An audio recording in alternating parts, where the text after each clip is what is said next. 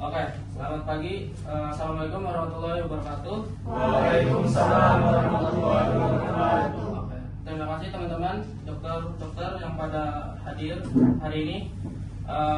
Hari ini kita akan melakukan audit medik terhadap beberapa kasus yang ada di rumah sakit. Yang pertama, prosedur preoperasi, inform konsen yang tidak lengkap, pemberian antibiotik profilaksis dan implementasi keselamatan pasien termasuk time out dan verifikasi situs operasi.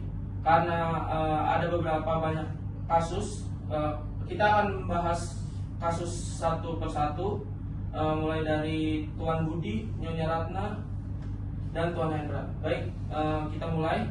Apakah sudah bisa dimulai, teman-teman?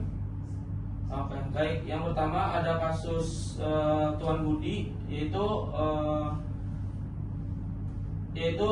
tentang operasi hernia inguinalis, tidak terdapatnya antibiotik profilaksis. Baik, kita mulai. Siapa yang akan menjadi auditor klinis pada kasus ini? Izin saya untuk menangani. Assalamualaikum warahmatullahi wabarakatuh. Waalaikumsalam warahmatullahi wabarakatuh. Perkenalkan, saya Dr. Zahra sebagai salah satu auditor klinis pada audit medik hari ini. Sebelumnya saya ucapkan terima kasih kepada Dr. Ziban selaku ketua tim audit atas waktu yang telah diberikan. Izin untuk saya mulai pada kasus yang pertama. Ada Tuan Budi dengan usia 45 tahun melakukan operasi hernia inguinalis. Pada hari ketiga pasca operasi, pasien demam 39 derajat Celcius. Tidak ada dokumentasi antibiotik profilaksis di hari operasi.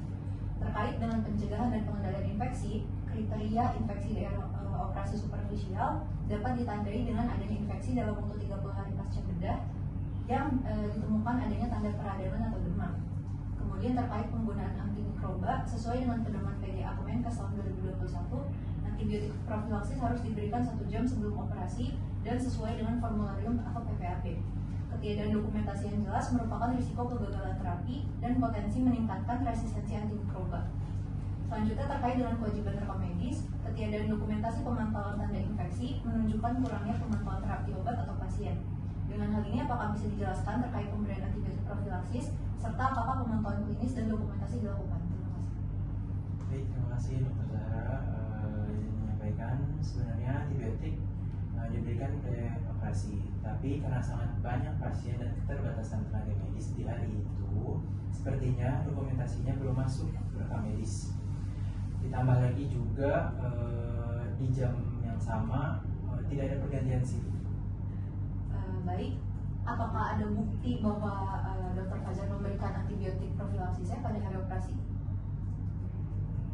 Bagaimana dengan reviewer dokumen? Baik, dalam rekam medis ini, kolom antibiotik kosong, tidak ada catatan jam pemberian dosis atau jenis obat. Oke, seperti itu Dokter Fajar.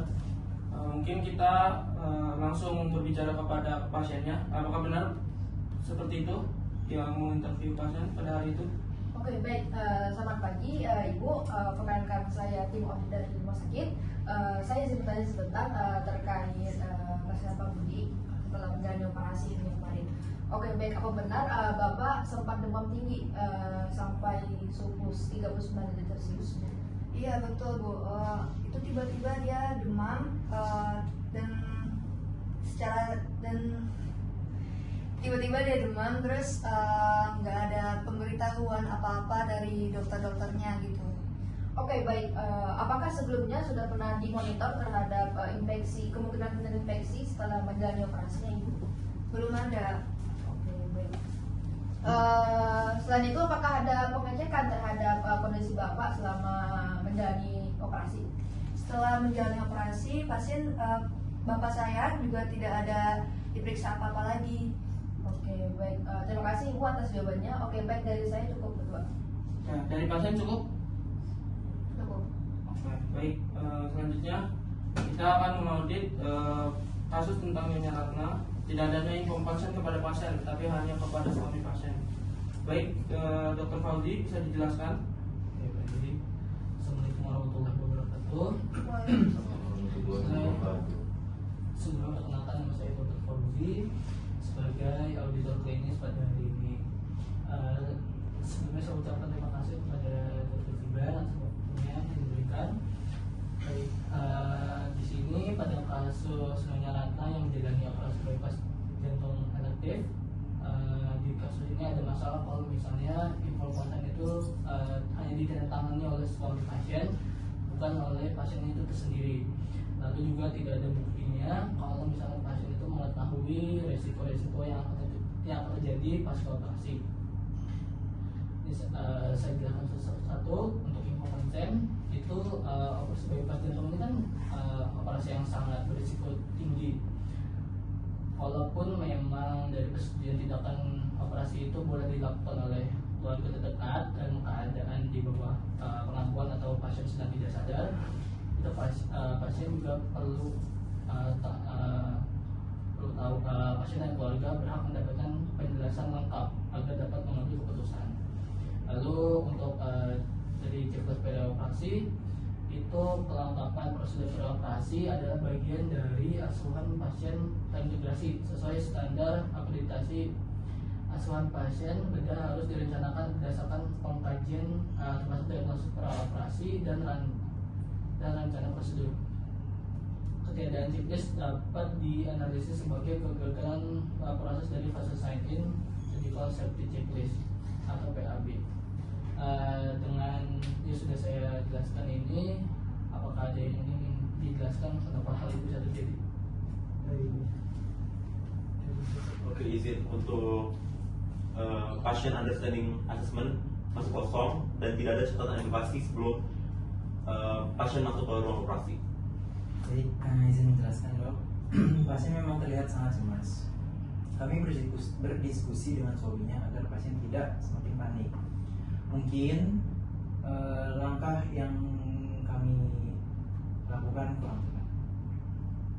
Oke, mungkin dari pasiennya apakah begitu? Mungkin ada yang mau interview pasien pada hari ini? Oke, izin bertanya Ibu Rana terkait operasi yang Ibu dan kemarin. Untuk persetujuan operasi, apakah itu ditandatangani oleh Ibu sendiri atau keluarga Ibu? Untuk penandatanganan itu kata suami saya sudah menandatanganinya, dan saya sendiri juga nggak tahu itu tanda tangan untuk apa. Tiba-tiba saya dapat jadwal operasi dan setelahnya saya dilepas begitu aja gitu. Oke, baik. Sebelum operasi, apakah suami Ibu diberitahu tentang resiko-resiko tentang operasi yang Ibu jalani? Tidak ada pemberitahuan terkait hal itu. Oke, baik. Selanjutnya, apakah sebelum operasi ada pelaksanaan pre-checklist sebelum peroperasi yang lengkap, Ibu? Tidak ada juga. Oke, baik. Dari saya cukup, Ketua. Oh, berarti Ibu tidak tahu tentang tanda tangan itu untuk apa? Tidak tahu. Oke, baik. Selanjutnya kita move dulu ke Tuan Hendra, yaitu operasi appendicitis. Siapa dokter yang akan mengaudit kasus ini? Izin. Oke, baik.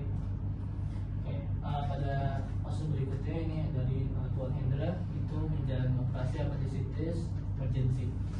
Nah, di kasus ini itu ada masalah mengenai tidak ada dokumentasi time out sebelum operasi dan juga verifikasi situs operasi juga tidak tercatat, dan juga untuk skrip keamanan anestesinya tidak lengkap. Nah, untuk keberagaman dokumentasi time out dan verifikasi sisi itu adalah pelanggaran terhadap protokol umum dan juga surgical safety checklist.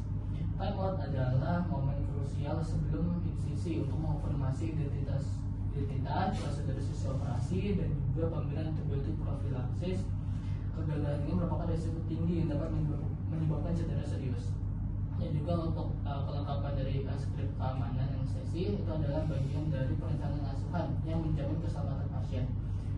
Kami akan menelusuri apakah PP anestesi telah memenuhi kewajiban pengkajian peranestesi dan juga perinduksi sesuai standar profesional dan PAB.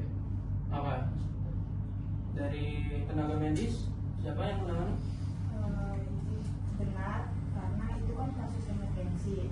Nah, makanya kami berlari melawan waktu. Namun, mungkin memang ada dokumentasi yang belum lengkap, sehingga kami mengakui untuk kekurangannya. Oke. Apakah benar seperti itu, Revia? Baik, kami di sini menemukan checklist preoperasi hanya terisi sebagian, hanya 40% komponen yang tercetak. Apakah ada perwakilan pasien atau mau interview, observer? Oke, baik. izin bertanya sebelumnya Ibu terkait operasi Bapaknya kemarin. Oke, baik. Sebelum operasi dimulai, apakah dari tim medis itu sempat melakukan verifikasi seperti pengecekan nama, jenis operasi atau lokasi operasi yang akan dilakukan? Seingat saya nggak ada jeda-jeda kayak gitu ya Bu ya. Jadi langsung tindakan aja karena katanya kan ini keadaan darurat katanya. Jadi buru-buru aja. Oke, baik. Oke. Selanjutnya Ibu, saya ingin bertanya apakah ada petugas yang menjelaskan prosedur anestesi maupun menanyakan terkait dengan alergi obat? Untuk alergi obat sempat ditanya tapi nggak terlalu banyak penjelasannya. Oke, pertanyaan terakhir Ibu, apakah sebelum operasi Bapak melihat atau mendengar tim dari operasi memastikan bahwa operasi yang dilakukan itu di sisi tubuh yang benar? Seingat saya nggak ada pengecekan kayak gitu. Oke, baik Ibu, terima kasih. Oke, baik, saya berikan lagi kepada kedua. Oke, baik, terima kasih observer dan perwakilan pasien. Karena kasusnya sudah selesai, kami dan tim akan mengaudit dan memberikan hasil evaluasinya kepada pasien dan seluruh tenaga medis. Boleh keluar dulu sebentar, nanti akan kami panggil lagi.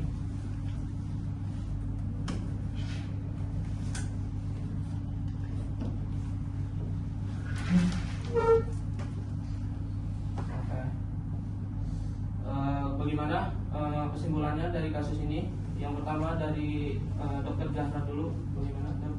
Baik, untuk kasus yang pertama itu kasus luar negeri dapat disimpulkan bahwa dokumentasi antibiotik nihil, monitoring demam juga tidak dilakukan. Oke, untuk kasus selanjutnya Nyonya Ratna dan Tuan Hendra bagaimana dok? Oke, dari penjabaran dari dokter sebelumnya itu dapat saya simpulkan yaitu dari dari Nyonya Ratna terlebih dahulu itu memang terbukti dari informasinya tidak sesuai standar yang ada. Lalu untuk Tuan Hendra itu karena dari verifikasi saja tidak jelas atau tidak ada dan juga dokumentasi tidak lengkap. Oke, baik. Apakah benar Rivero seperti itu? Benar, polanya sama, yaitu dokumentasi yang lemah dan juga checklist yang tidak digunakan secara konsisten. Baik, terima kasih Dr. Fauzi, Dr. Zahra, dan Dr. Iqmal.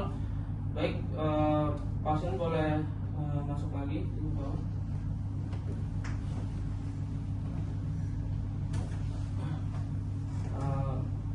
Hasil dari diskusi kami yang pertama, untuk kasus Tuan Budi dulu boleh dipresentasikan lagi dokter.